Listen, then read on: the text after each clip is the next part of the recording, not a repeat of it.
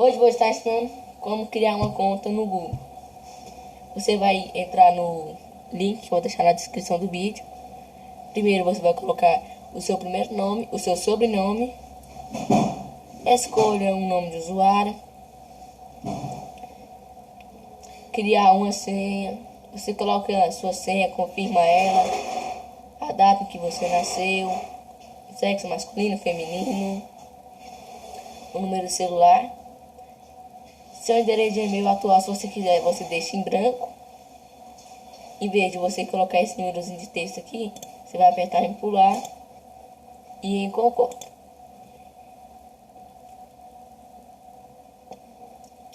Aqui vai enviar